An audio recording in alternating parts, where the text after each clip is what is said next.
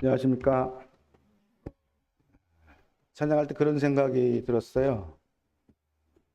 우리가 구원받았을 때, 여러분들 어땠어요? 구원받았을 때 굉장히 기뻐하고 사람마다 차이는 있지만 그게 있다가 지금은 어떤가요? 그때의 감정, 그때의 어떤 기쁨, 이런 것들은 먼 얘기가 돼버리고 지금 현재 이것이 이제 습관이 돼서 구원은 받았지만 그 구원의 기쁨을 누리지 못하는 것들이 일상이 돼버린 이런 모습들을 기억할 겁니다. 복음도 마찬가지, 복음 집회도 우리가 처음 복음 집회할 때는 나름 이제 기대하고 영혼들을 데려오고 이런 것에 굉장히 뭔가 기대도 하고 어떤 거기에 뭔가를 정성도 쏟고 그랬지만 지금 이렇게 되면 이제 또 여기에 습관화가 되는 거죠. 이걸 현실로 받아들이는 거예요. 그러니까 이제 갈수록 처음에는 그래도 끊이지 않고 영혼들이 좀 있다가 없어져도 이게 이제 우리의 어떤 어, 평준화가 되어버리는 이런 모습들, 이런 게 있어요, 사실은.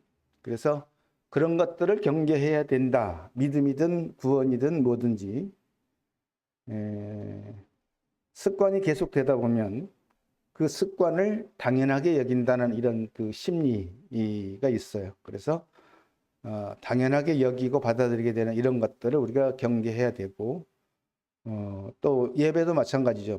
매번 드리는 그 예배가 이제는 습관화돼 버리면 그 예배에 대한 기대나 어떤 설레임이나 이런 게 없어지고 형식으로 치우치는 이런 게 이제 인간의 속성이고, 전문적인 용어로 이제 매너리즘이라고 하는데 그런 것들을 우리는 경계해야 된다라고 믿습니다. 자, 오늘의 주제는 꼭 믿어야 하는가?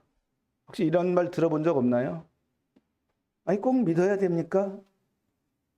저는 옛날에 회사 다닐 때 그 직장 동료한테 이제 전도하고 그랬더니 이와 비슷한 말을 했어요. 하나님을 보여달래요, 저한테.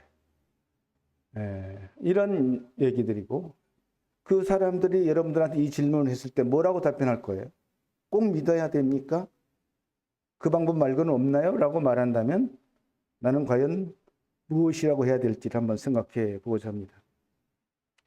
왜 사람들이 이런 질문을 하냐면 꼭 어떤 틀처럼 생각하는 거예요. 꼭 믿어야 천국 간다. 거기에 의문을 제기하는 것이죠. 나는 그렇지 않고 좀 천국 가고 싶다는 얘기죠. 믿지 않고 교회 안 다니고. 그게 바로 인간의 육체적 속성과 본성입니다. 자기중심주의죠. 하나님을 믿는다고 하는 이 믿음 생활이 어떤 종속주의처럼 거기에 매이기가 싫고 또 자신의 자유를 방해받는 게 싫어서 아마 우리 주변의 분들이 초청해도 안 나오는 이유가 바로 그런 이유거든요. 하지만 우리는 성경을 보면 볼수록 하늘 가는 길에 있어서 유일한 통로는 믿음이라는 것. 이 믿음의 통로밖에 없다는 사실을 그들은 모르기 때문이죠. 그래서 오늘 그 믿음의 비밀과 정체성을 한번 알아보도록 하겠습니다. 믿음의 정의, 과연 믿음이란 무엇인가 하는 것이죠. 뭘 보고 믿음이라고 하느냐. 그래서 믿음을 다른 말로 말하면 믿는 마음이죠. 마음에서 믿는 겁니다. 근데 뭘 믿느냐? 하나님과 그리스도에 대한 신뢰죠. 그래서 신뢰인데 구체적으로 하나님의 약속의 말씀을 믿는 것이 동반되죠. 말씀 없이 믿는 건 믿음에 이를 수가 없습니다. 믿음은 인간의 정신세계에서 일어나는 일이죠. 마음이 정신세계입니다. 그래서 그 핵심이 마음에서 일어납니다. 다르게 표현하면 영혼의 영역이란 얘기입니다. 그래서 자기의 마음에서 영혼의 영역에서 믿음의 핵심이신 하나님과 그리스도에 대한 신뢰를 나타내는 것이고 바로 그 통로는 하나님의 말씀입니다. 그리고 가장 중요한 것은 믿음은 믿는 대상이 실존해야 한다. 굉장히 일반적인 말 같지만 중요한 말입니다. 내가 믿을 때 내가 믿는 하나님이 실제로 존재해야 되는 거죠. 우리가 정말로 하나님이 실제로 존재한다는 걸 믿으면요, 우리의 삶이, 우리의 태도가 바뀔 겁니다. 그리고 교리는 하나의 도구에 불과하죠. 믿음 생활이 어떤 종교에 소속이 되어서 외적인 어떤 형식, 찬송 부르고 기도하고 그 자체가 믿음 생활이라고 할 수는 없죠. 그건 하나의 믿음의 외적인 그릇이라고 표현한다면 알맹이는 마음 안에서 이루어지는 것입니다. 그래서 그 믿음의 정의에서 보면 하나님 플러스 말씀이라고 했어요. 왜 이렇게 표현을 했냐면 어떤 사람은 말씀을 믿는 게 믿음이다라고, 그것도 틀린 말은 아닙니다. 또 어떤 사람은 하나님을 믿는 게 믿음이다, 그것도 틀린 말은 아니에요. 정확한 거는 하나님이라고 하는 그 실체와 하나님이 하신 말씀을 동시에 믿는 것이죠. 어느 하나가 빠지면 안 돼요.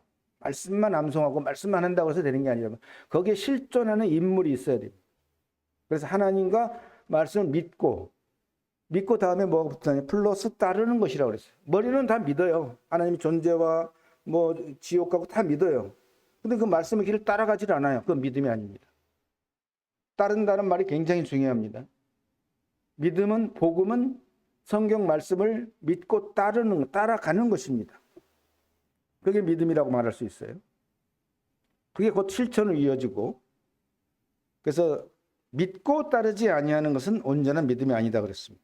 말할 수 있어요. 그리고 또 믿음은 우리가 육을 믿는 게 아니라 영을 믿는다는 것이죠. 주는 영이신이라고 그랬어요. 우리는 영이신 하나님을 믿습니다. 주의 영이 계신 곳에는 자유가 있느니라 그랬어요. 그러면 이 주의 영이 내 마음에 들어와야 믿음이 생기는 것이죠. 그게 진정한 성경적인 믿음인데요. 그러면 주의 영이 내 마음속으로 들어오려면 현재 조건이 하나 있어요. 해결돼야 될 게. 그게 뭐냐면 내 마음에 있는 죄의 문제가 해결돼야 돼요. 죄가 씻어져야만 이 영은 들어옵니다. 거룩한 영은 죄가 있는 곳에는 들어갈 수가 없기 때문이죠. 그래서 로마서 8장에 보면 예수를 죽은 자 가운데서 살리신 이의 영이 너희 안에 거하시면, 이 영이 우리 안에 들어와야 믿음이 생기는 것이죠. 그래서 예수를 죽은 자 가운데서 살리신 이가 너희 안에 거하시는 그의 영으로 말미암아 너희 죽을 몸도 살리시자 그랬어요. 가장 핵심은 영이라는 거죠. 하나님의 영이, 성령이 우리 안에 들어오는 사람만이 믿음이 있는 것입니다. 그래서 올바르고 성경적인 믿음은 죄사함을 받고 주의 영, 즉 성령님이 마음 안에 들어오셔서 진정한 나의 주인이 되어주는 것, 그게 바로 진정한 믿음이 있는 사람입니다. 그 다음에 믿음에 있어서 또 한 가지는 하나님께 인정받는 믿음이 중요하다는 것입니다. 나는 자대로 믿고 있다고 스스로 착각하고 오해하는 것은 안 된다는 거죠. 하나님이 인정해야 돼요. 아브라함이 여호와를 믿으니 여호와께서 이를 그의 의로 여기시고 인정입니다. 사람이 믿음을 소유했다는 의미는 자신의 생각이나 타인이 당신 그렇게 열심히 하고 있어? 그럼 믿음이 있는 거야. 인정이 아닙니다. 오직 하나님으로부터 인정을 받아야 되죠. 그래서 아브라함이 여호와 하나님을 믿은 것은 단순하고 명료한 표현입니다. 그냥 단순하게 믿었어요. 하지만 그의 믿음은 전폭적인 행동으로 나타났죠. 하나님 보시기에 합당한 믿음이었습니다. 의로 여기시고. 그래서 아브라함이 가졌던 믿음의 핵심은 바로 그가 믿는 믿음 속에 하나님의 실상이 있었다는 것이죠. 히브리서 11장 말씀처럼 믿음은 바라는 것들의 실상이요 보이지 않는 것들의 증거니 선진들이 이로써 증거를 얻었느니라. 가장 중요한 핵심은 사실은 말씀보다 이 실상입니다. 오늘날 우리의 신앙생활, 믿음 생활에서도 하나님이 나와 함께 계신다. 하나님이 나를 보고 계신다. 이 인식이 가장 중요합니다. 사실은. 그 인식이 없는 믿음은 그냥 이론과 교리, 지식적인 믿음이 될 수 있어요. 실상이 없는 믿음은. 그래서 정말로 하나님이 살아계시다고 하는 걸 믿는 사람은 살아계신 하나님과 내가, 성도가, 믿는 자가 살아있는 관계를 가지면서 사는 것이죠. 아주 중요합니다. 어머님이 살아계실 때는 살아있는 것처럼 말씀드리고 말씀을 듣잖아요. 근데 이분이 돌아가셨어요. 어디 허공에다 얘기합니까? 얘기할 데가 없잖아요. 그런 믿음이 돼서는 안 된다는 거죠. 실상이 있어야 돼. 늘 우리는 보이지 않는 영이지만 하나님의 실상을 갖고 사는 사람이 믿음을 가진 사람입니다. 중요하죠. 그런 믿음이 하나님께 인정을 받습니다. 또 믿음은 보이지 않는 영의 세계를 보는 것이다. 영의 세계입니다. 하나님의 세계는 나라는 보이지 않는 영의 세계. 근데 그걸 보는 거예요. 믿음이 있어야만 보입니다. 그래서 믿음이라는 것은 보이지 않는 영의 세계를 보는 창문으로 표현합니다. 창문이기도 하다. 육을 가진 사람은 유일하게 믿음이라고 하는 창문을 통해서만 하나님의 세계를 볼 수 있고 영의 세계를 볼 수 있습니다. 그래서 히브리서 11장 16절에 뭐라고 했냐면 그들이 이제는 더 나은 본향을 사모하나니 곧 하늘에 있는 것이라. 이러므로 하나님이 그들의 하나님이라 일컬음을 받으심을 부끄러워하지 아니하시고 그들을 위하여 한 성을 예비하였느니라.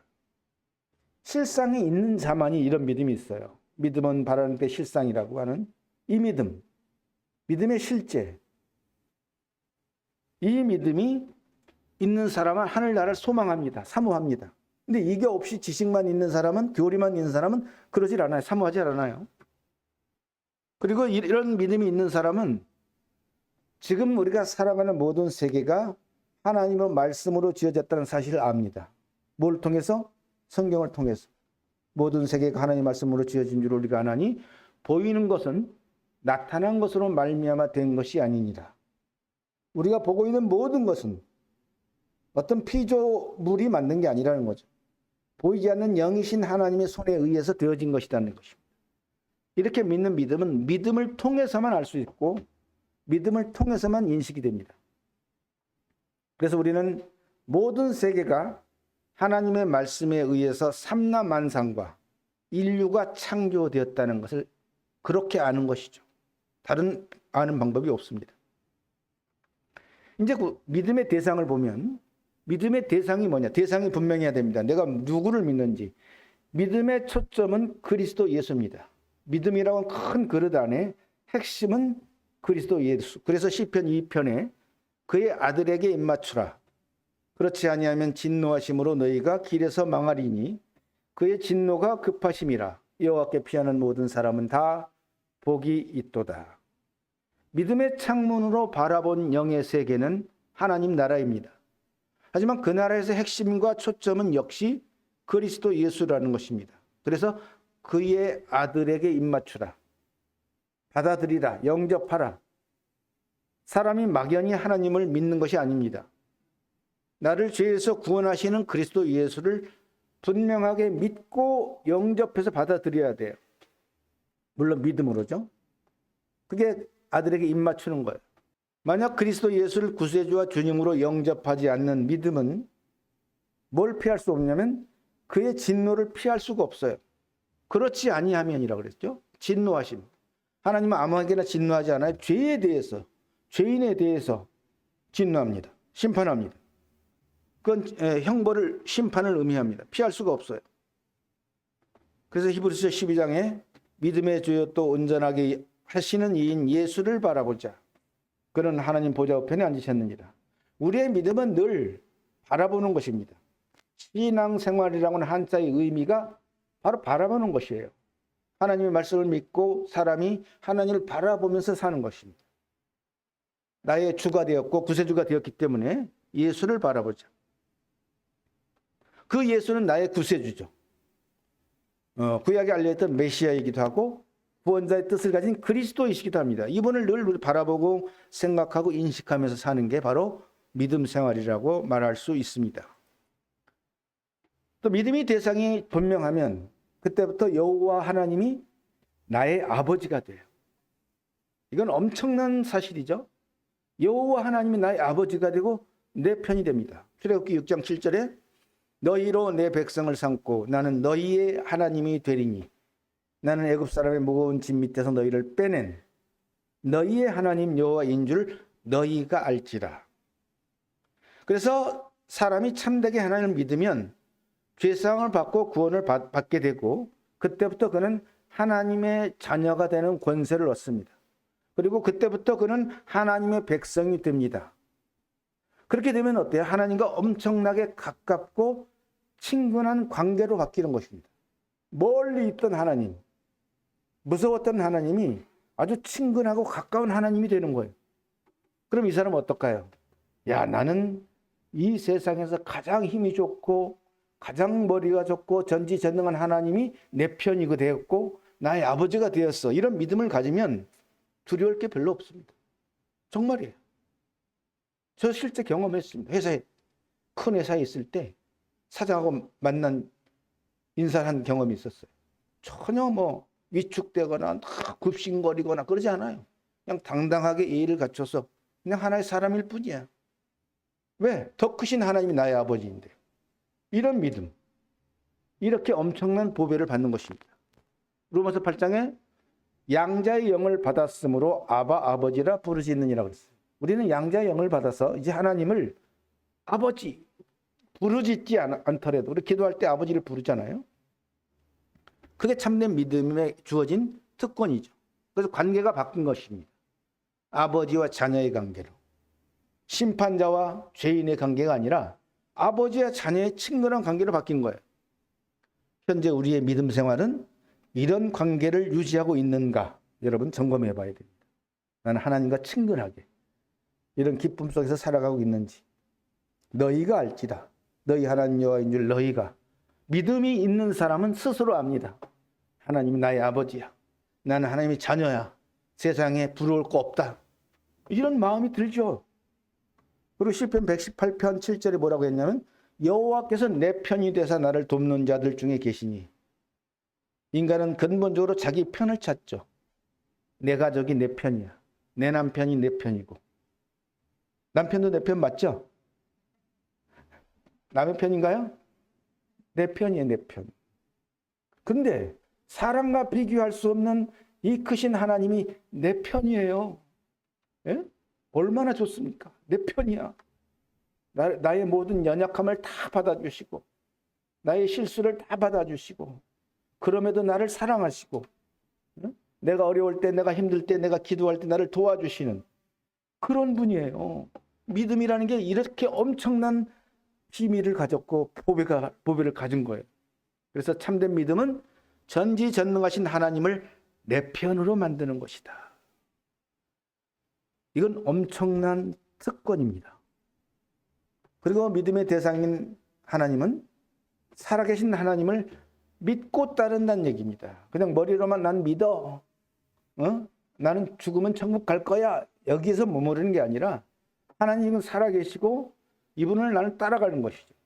로마서 14장 11절에 기록되었을 때 주께서 이르시되 내가 살았노니 모든 무릎이 내게 꿇을 것이요 모든 혀가 하나님께 자백하리라 하였느니라.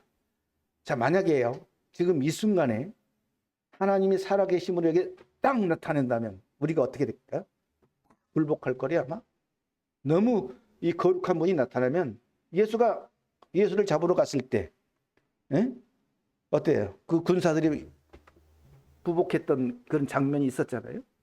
정말로 하나님이 나타난다면 살아계시다면 모든 사람이 무릎을 꿇을 것입니다. 가장 중요한 것은 우리는 이름만 있는 하나님을 믿는 게 아니라는 겁니다.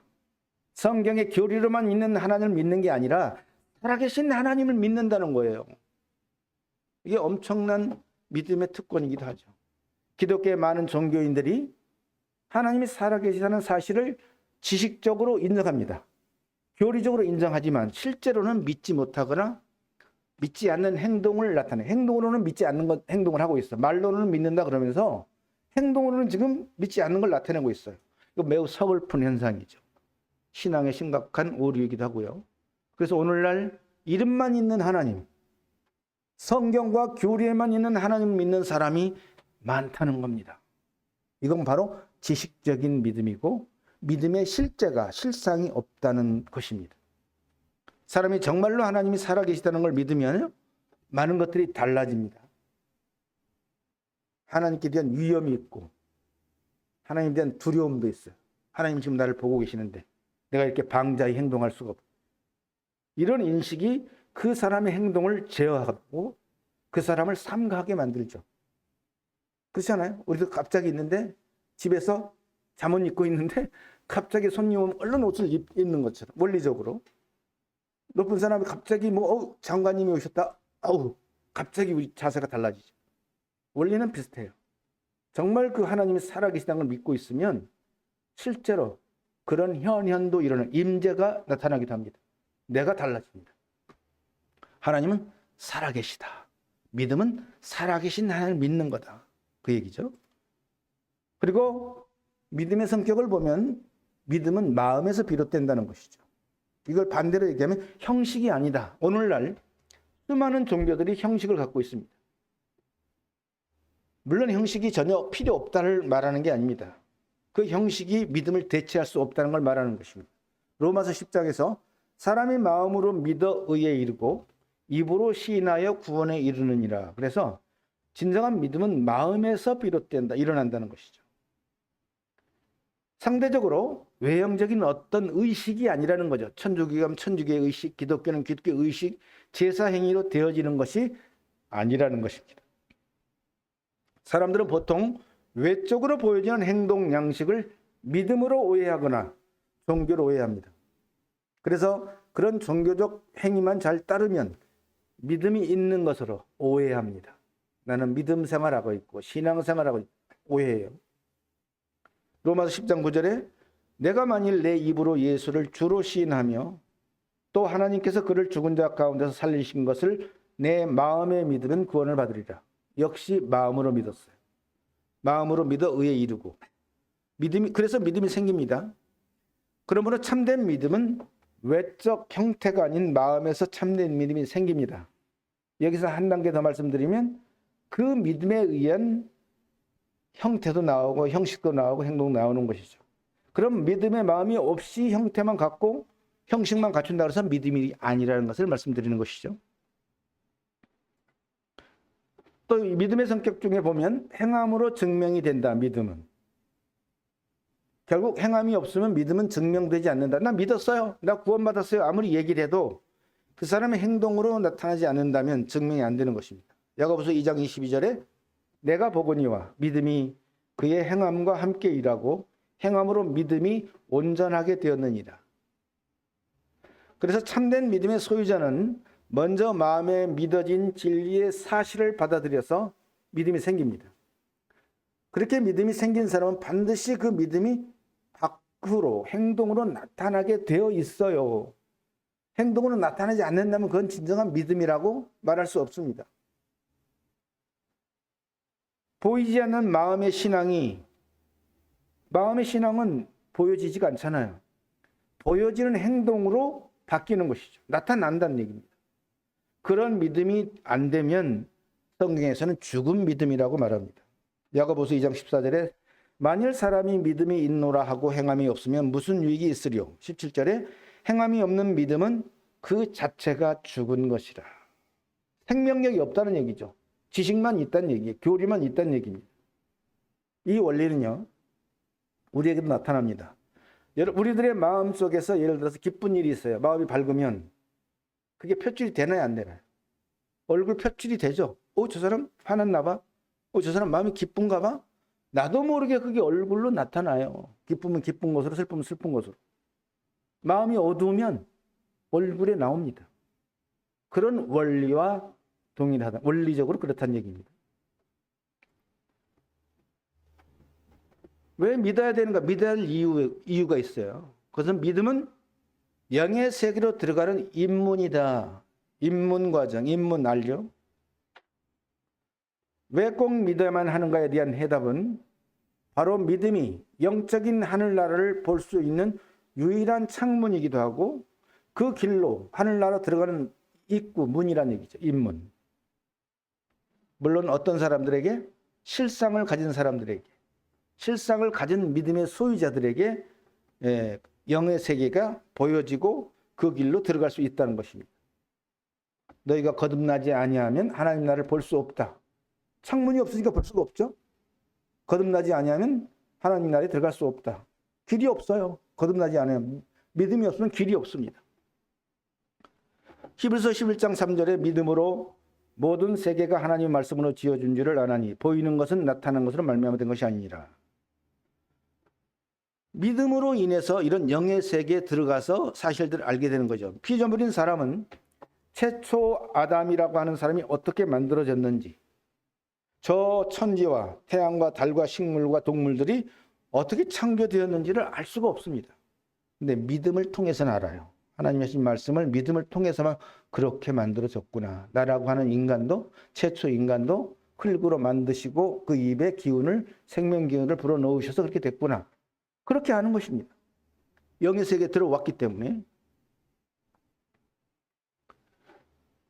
또 참된 믿음을 가지면 새로운 피조물로 신분이 변화되는 것이라는 얘기죠. 신분 변화입니다. 한 영혼이 죄사함을 받고 구원을 받는 믿음이 생기면 영적으로, 껍데기는 안 변해요. 육체는 똑같습니다. 영적으로 새로운 피조물이 된다라고 하나님이 말씀하셨어요. 그런즉 누구든지 그리스도 안에 있으면 새로운 피조물이라. 이게 결국 믿음은 다른 말로 말하면 그리스도 안에 있는 것이고 그리스도 함께 사는 것입니다. 이전 것은 지나갔으니, 이전의 옛사람은, 구원받기 전에, 믿음이 있기 전에 그 사람은 지나갔다. 보라 새 것이 되었다. 새로운 피조물이 됐다라고 성경이 정확하게 증거하고 있습니다. 그래서 이전 것인 옛사람과 믿음 이후로 되어진 새 사람은 엄청난 신분의 변화가 있어요. 이전의 옛사람은 땅의 것밖에 몰랐던 땅에 속한 사람이었다면 새로운 믿음을 가진 구원받은 성도는 하나님께 소속된 새로운 피조물이 된 것입니다. 반드시 믿음이라고 하는 것을 통해서만 이렇게 될 수 있어요. 그래서 참된 믿음을 통해서 죄사함을 받고 구원을 받아 신분이 변화된다. 어떤 신분? 새로운 피조물. 하나님의 자녀가 되는 권세를 가지면서 우리는 새로운 피조물이에요. 어떤 피조물? 죄가 없는, 하나님과 영원히 살 수 있는, 영생을 얻은 그런 피조물로 바뀌는 것입니다. 그렇기 때문에 믿음을 통해서만 이런 걸 얻을 수 있다는 것을 말씀드리는 거고요. 또 믿어야 될 이유는 오직 믿음으로만 죄 사함이 가능하다. 당신 죄가 있어요, 없어요? 그랬습니다. 있어요. 거의 다 있다고, 뭐 간혹 가다 없다고 하는 사람도 있지만 거의 대다수가 양심에 찔려서 죄가 있다고 인정합니다. 하나님은 모든 사람이 범죄해서 하나님의 영광에 이르지 못한다라고 하셨습니다. 이 말씀은 곧 모든 사람은 죄인이라는 것이죠. 날 때부터 죄인이, 원죄라고 표현하죠. 모든 사람은 죄인으로 태어났습니다. 그래서 죄를 가르치지 않아도 자동으로 죄를 짓게 되죠. 거기에 이제 그 죄를 없애기 위해서 노력하는 사람들이 종교인이죠. 모든 종교는 헌신적인 봉사와 열심히 있는 종교 생활을 해서 하나님께 인정을 받으려고 노력합니다. 또 죄에 대해서 용서를 받으려고 노력합니다. 그래서 착한 행위를 살려고 노력합니다. 하지만 그걸로는, 인간의 노력으로 착한 행위는 결코 죄사함을 받을 수 없다고 성경은 증거합니다. 다시 말하면 믿음으로만 될 수 있다는 것이죠. 이 에베소서 2장 8절에 보니까 너희는 그 은혜에 의하여 믿음으로 말미암아 구원을 받았으니 이것은 너희에게서 난 것이 아니요 하나님의 선물이라. 행위에서 난 것이 아니니 이는 누구든지 자랑하지 못하게 함이라. 그래서 은혜라는 얘기는 내가 노력의 1%도 없이 100% 선물로 되어진다는 얘기입니다. 오직 예수 그리스도께서 이루신 그 100% 선물의 은혜로 인해서 단순히 나는 그것을 받아들이고 믿기만 했는데 구원을 받고 죄사함을 받은 거예요. 하나님의 선물로. 우리 행위에서는 1%도 행위가 들어가지 않았다는 것입니다. 그래서 결국 이 믿음이 없이는 천국에 갈 수 없다. 아, 나는 목사님의 아들로 태어났습니다. 못돼 신앙입니다. 못 갑니다. 나는 30년, 40년을 봉사했습니다. 못 갑니다. 나는 직책이 이렇습니다. 저렇습니다. 천국에 못 갑니다. 성경이 말하는 겁니다. 그래서 오직 믿음으로만 죄사함이 가능하고 오직 믿음으로만 천국에 갈 수 있다라고 성경이 우리에게 말씀하고 있습니다. 또 믿어야 될 이유 중에 외적인 종교 활동을 많이 하죠. 그 활동을 필요 없다는 게 아닙니다. 그 종교 활동과 믿음은 다른 종류라는 것입니다. 이걸 기억해야 돼요. 물론 이 진정 믿은 사람과 아니면 종교 활동하는 사람이 거의 외모적인 비슷하게 나타날 수 있지만 이 종교와 믿음은 다르다. 종교 생활과 믿음 생활이 다른데 그걸 인식해야 됩니다. 종교 생활은 쉽게 말하면 외적으로 보여지는 형식을 중시합니다. 형식, 의식을 중시합니다. 믿음 생활은 보이지 않는 마음을 중시합니다. 그래서 예수님은 이 땅에 오셔서 마태복음 23장 이렇게 말씀했죠. 화 있을진저 외식하는 서기관들과 바리새인들이여 잔과 대접의 겉은 깨끗이 하되 그 안에는 탐욕과 방탕으로 가득하게 하는도다. 자, 지금 그 당시에 유명했던 종교인들이 서기관과 바리새인들이었고 이들은 굉장히 존경을 받았던 종교인들이었어요. 근데 그들이 치중했던 건 뭐냐면 외형적인 것에 형식을 중요했어요. 그래서 잔의 대접과 겉은 깨끗이 했어요. 그런데 그 안에를 깨끗하게 하지 못했어요. 마음 안에. 그 마음 안에 뭐가 있냐면 탐욕과 방탕이라는 죄가 가득합니다. 우리 설거지할 때 그릇에 겉만 닦나요? 겉은 아무리 반짝반짝해도 속을 닦지 않으면 먹을 수가 없잖아요. 근데 이들의 종교가 잘못된 거죠. 껍데기만 중시하는 겁니다. 그래서 예수님은 이 종교 생활을 잘하는 서기관과 바리새인들을 향해서 분명하게 그들의 문제점을 여러 군데서 말씀하고 있습니다. 지적하고 있습니다. 이 종교 생활은 인간이 중심입니다. 인간을 위해서 하나님이 계셔야 하는 게 종교예요. 진정한 믿음은 하나님을 위해서 우리가 존재해야 되는 것입니다. 그래서 인간 중심적으로 하나님 나를 찾는 것이 종교 생활이라면 믿음 생활은 하나님을 중심으로 말씀을 의지해서 말씀을 따라가는 것입니다. 하나는 껍데기고 종교 생활은 껍데기를 중시하고 믿음은 안에 내면을 중시합니다. 그런 차이, 그걸 구별할 줄 알아야 된다는 얘기예요. 그러면 어떤 믿음이 필요한가? 가장 중요한 것은 죄사함의 확신을 갖는 게 중요하다. 이게 없으면 믿음이 절대 안 생깁니다. 믿음이라는 단어 자체가 폭이 너무 넓어요. 그래서 오해들을 많이 합니다. 알맹이가 없는 믿음의 껍데기만을 가지고 나는 믿음이 있는 것으로 오해합니다. 그러나 믿음의 알맹이가 없다면 그 믿음은 껍데기예요. 바리새인과 서기관과 똑같은 것입니다. 그럼 이 믿음의 알맹이 즉 핵심이 무엇이냐면 죄사함의 확신입니다. 구원의 확신입니다. 이것이 명확하지 않으면 껍데기 믿음 생활을 할 수밖에 없어요. 베드로전서 2장 24절에 친히 나무에 달려 그 몸으로 우리 죄를 담당하셨으니 이는 우리로 죄에 대하여 죽고 의에 대하여 살게 하려 하심이라. 그가 채찍에 맞음으로 너희는 나음을 얻었나니. 이 말씀이 자신 안에서 이루어지지 않는다면 예수님은 나의 죄를 대신 짊어지시고 갚으셨구나 하는 그런 믿음의 확신이 없다면 죄사함의 확신이 없는 겁니다. 아직 치료가 되지 않은 것이에요. 그래서 믿음의 알맹이 핵심이 바로 죄사함의 확신, 구원의 확신인데요. 예수님이 이 땅에 오신 이유가 과연 무엇인가? 예수님이 이 땅에 오신 이유는 성경에 죄인을 구원하시려고 오셨다고 했어요. 죄인을 구원하려고 오셨지 서기관과 바리새인 같은 종교인들을 만들려고 오신 게 아닙니다. 이 정확한 핀트예요. 죄인을 구원하고 오셨으면 내가 죄인으로서 그 죄사함을 받아야 됩니다. 그래야 믿음이 생긴다는 것입니다. 그렇다면 어떤 믿음이 필요한가? 우리는 예수님께서 이 땅에 오신 목적에 맞는 믿음이 필요하죠. 분명히 예수님은 어떤 사명과 목적을 갖고 오셨어요. 근데 나는 다른 쪽에다 힘을 주고 있어요, 지금. 그러면 안 되겠죠. 분명한 목적을 갖고 오셨고 출생 자체와 그 이름의 뜻이 설명해 줍니다. 메시아, 구원자, 그리스도. 마태복음 1장 21절에 아들을 낳으리니 이름을 예수라 하라. 이는 그가 자기 백성을 그들의 죄에서 구원할 자이십니다. 예수라는 이름 자체가 벌써 죄인을 구원할 자라는 뜻을 갖고 있습니다. 그게 메시아고 그게 구원자예요. 그러면 우리가 이 땅에서 이런 믿음을 소유해야 되잖아요. 내가 죄에서 구원받는 이 사실이. 그래서 예수님의 구원자로서의 사역은 너무 명확합니다. 죄인들을 구원하시려고 오신 거예요. 이 말씀이 각자 영혼에게 성취가 돼서 나도 죄사함을 받았노라. 나는 구원의 확신을 가졌노라고 하는 그런 확신된 믿음이 필요하다는 것이죠. 그래서 이 말씀을 듣는 모든 분들이 기억해야 됩니다. 과연 나는 죄로부터 회개한 적이 있는가?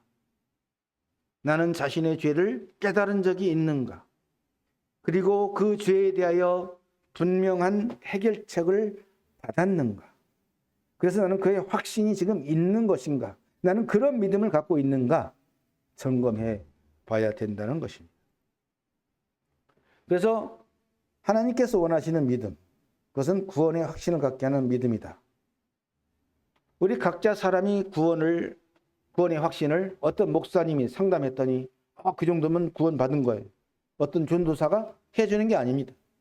본인 자신이 하나님의 말씀에 근거된 구원의 확신이 있어야 돼요. 로마서 3장 23절에 모든 사람이 죄를 범하였음에 하나님의 영광에 이르지 못하더니 그리스도 예수 안에 있는 속량으로 말미암아 하나님의 은혜로 값없이 의롭다 하심을 얻은 자 되었느니라. 이 말씀에 대한 확신이 자격이 있어야 돼요. 제가 이런 죄인인데 이 죄 때문에 하나님의 나라에 갈 수가 없는데 예수님으로 인해서 나의 죄를 갚아주시고 이제는 의롭다 칭함을 얻게 하셨다는 믿음의 확신이 있어야 그게 구원의 확신이 될 수 있습니다. 오늘날 막연한 성경적인 지식에 동의합니다. 물어보면 교파생활 많이 한 사람에게 구원 받으셨나요? 구원 받았어요. 어떻게 받으셨나요? 믿음은 다 구원이라고 그랬잖아요. 지식을 얘기합니다. 믿음은 구원이라고 그랬어요. 믿음이라고는 그 알맹이, 핵심을 알아야 되거든요. 그걸 이해하는 것이죠. 그런 믿음은 그냥 지식적인 믿음이라고 말할 수 있어요. 자기의 죄를 깨달은 사람이 스스로 죄를 해결할 수 없는 상황에서 오직 100% 하나님의 은혜의 선물로 죄 용서함을 받는 경험이 있어야 돼요. 경험. 그런 사람이 구원의 확신을 갖게 되는 그런 믿음이 필요하다. 그러면 그런 믿음을 갖기 위해서 또 필요한 것은 구별해야 되는 믿음이 아닌 것들을 구별할 줄 알아야 됩니다. 자, 종교 생활을 하는 것은 마음의 신앙생활과는 다르다는 것을 구별할 줄 알아야 됩니다. 자, 오늘날 유사 믿음이 너무 많아요. 유사한 믿음. 저도 믿고 나도 믿고, 저도 교회 다니고 나도 교회 다니고. 근데 그 믿음이 과연 성경적인 믿음인지 아닌지를 구별해야 돼요. 그렇지 않으면 성경 속에 누가 돼요? 서기관과 바리새인이 바로 내가 될 수 있습니다. 예수님으로부터 지적받은 바리새인이 내가 될 수 있어요. 먼저 종교 생활을 하는 것은 참된 신앙생활을 하는 것으로 대체하면 안 돼요. 그게 진정한 신앙 믿음이 아니라는 것입니다. 또 내가 봉사활동하는 것을 믿음 생활로 오해해서는 안 된다는 것입니다. 봉사를 하지 말라는 게 아닙니다. 봉사생활 그 자체가, 수고한 그 자체가 믿음이라고 말하면 안 된다. 믿음의 본질과는 좀 다르다. 또 마음으로 나는 그냥 믿는다고. 나는 하나님을 믿기로 결심했습니다. 예수님이 나를 죄를 사해 준다고 했으니까 그걸 인정하고 결심했습니다. 그렇다고 해서 믿음이 생기는 게 아닙니다. 하나님을 인정하고 말씀을 이해하고 믿기로 결심. 그게 뭐예요? 결신이라고 그러죠. 결심. 그걸 믿음으로 오해해서는 안 됩니다. 이런 것은 이론과 이론이고 실제의 차이가 생깁니다. 그래서 믿음이 아닌 것들을 성경에 근거해서 구별할 줄 알아야 된다는 것입니다. 오늘 주제가 꼭 믿어야만 하는가? 그럼 도대체 무엇을 믿어야 하는가? 하늘 가는 유일한 통로는 오직 믿음이라는 것입니다. 참된 믿음에는 믿음의 실체, 즉 구세주 예수님이 자신을 구원해 주신 주님으로 받아들여야, 영접해야 되고 내가 믿는 그 믿음이 성경적인 근거가 있어야 돼요. 성경에 근거한 믿음이 성립돼야 됩니다. 그래서 믿음의 핵심은 구세주 예수와 성경 말씀입니다. 예수가 나의 구세주가 되어야 돼요. 그런 믿음의 확신이 있어야 됩니다. 또 그런 믿음은 성경 말씀의 근거가 되어야 됩니다. 그래서 예수의 존재만을 인정하는 게 아니라 예수께서 내 죄를 사해주고 구원해 줬다는 것 자체를 믿어야 되는 것이죠. 믿음을 외적인 그릇으로 표현한다면 다 믿음이 있어. 믿음이 있다고 합니다. 그걸 외적인 그릇으로 표현한다면 그 믿음의 그릇 안에는 반드시 구세주 예수 그리스도가 계셔야 돼요. 그릇은 있는데 텅 비어 있어요. 모양은 있고 형식은 있고 생활은 하는데 그 그릇 안에 있어야 될 내용물, 구세주가 빠졌다면 그건 뭡니까? 진정한 믿음이 아니죠. 용기와 내용물의 관계. 우리 집에 가면 그릇이 있잖아요. 밥그릇 있고 국그릇 있어요. 지금 그 속에 국그릇 속에 국이 없으면 국그릇이 아니에요. 밥그릇 속에 밥이 없으면 밥그릇이 밥이 아닙니다. 중요한 게 그릇입니까? 내용물입니까? 내용물이잖아요. 믿음도 마찬가지예요. 그래서 예수의 존재만을 인정하는 그런 믿음이 아니라 그분이 나를 구원해 줬다는 믿음의 확신이 있어야 돼요. 그래야 믿음에 관한 오해를 피하고 명확한 믿음을 가질 수 있습니다. 그래서 참된 믿음은 살아계신 하나님을 믿는 것이고 그분이 하신 말씀을 믿는 것이고 그런 믿음은 삶의 행동으로 하나님을 순종하며 따르게 되어 있습니다. 오늘 주제가 꼭 믿어야만 하는가?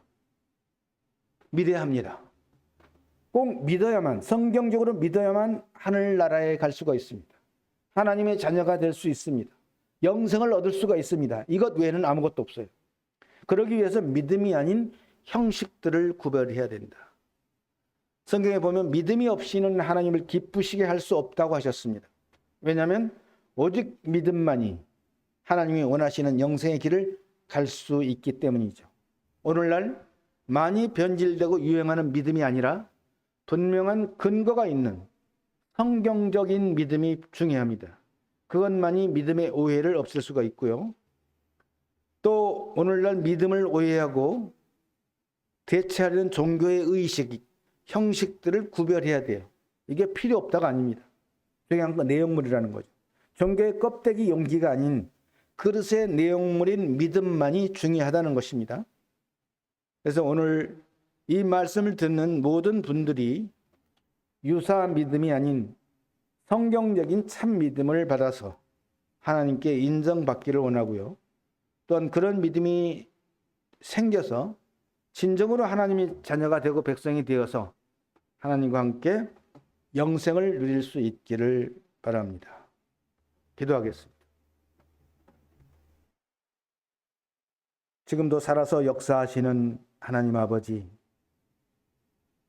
오늘날 이 땅에 많은 믿는 자들이, 많은 종교인들이 있습니다. 또 많은 사람들이 하나님을 믿노라고 말하고 있습니다.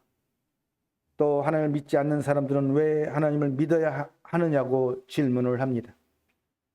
하나님은 성경 말씀을 통해서 왜 꼭 믿어야만 하는가 말씀해 주셨습니다. 온전한 성경적인 참 믿음만이 죄사함을 받을 수 있고 구원을 받을 수 있고 영의 세계를 들여다볼 수 있고 하늘나라에 갈 수 있는 그 문을 들어갈 수 있음을 말씀해 주셨습니다. 이 말씀을 듣는 모든 분들이